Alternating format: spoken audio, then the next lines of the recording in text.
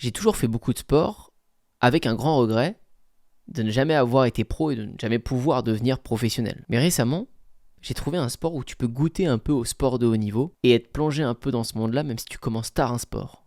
Parce que c'est ça le problème. Atteindre le haut niveau, il faut démarrer très tôt. La plupart ont démarré à 5 ans, 6 ans, 7 ans et ont gardé le même sport, ont été repérés vers 11 ans, vers 12 ans, sont allés dans les pôles, espoirs, etc., etc.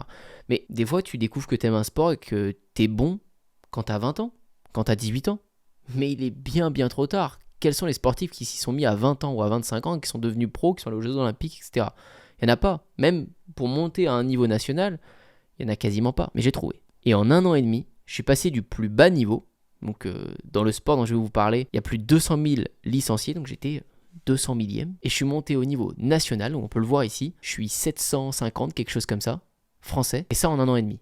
Enfin, je ne suis pas monté 750, j'ai dû monter 1000 français en 1 an et demi. Dans un sport qui est extrêmement physique, dans les plus physiques que j'ai essayé de ma vie, qui est extrêmement addictif, c'est un vrai plaisir de jouer et qui a peu de risques. Je dis peu de risques parce que les sports que j'ai essayé en étant petit, où j'aurais aimé être pro, où j'ai peut-être espéré à des moments l'être, c'était le surf, c'était le skate. Et ces deux sports-là ont une particularité, c'est que c'est des sports extrêmes. Ce qui les rend tellement compliqués, même en ayant commencé très tôt ces sports-là, j'aurais jamais pu être pro, jamais pu atteindre un niveau national, ni 700 français ou je ne sais quoi, parce que il y a une partie mentale où il faut être un peu fou dans ces sports extrêmes. Il n'y a pas que la technique qui paye. Le sport dont je vous parle, c'est le badminton. Et ce sport, vous ferez le test si vous ne l'avez pas déjà fait au collège. Dès que vous touchez une raquette, c'est addictif. C'est facile au départ, je suis d'accord, beaucoup plus simple que le tennis. Et c'est pour ça qu'à 25 ans, quand je m'y suis remis depuis le collège, parce que je n'avais pas joué depuis le collège, j'avais ce souvenir que j'étais déjà très bon.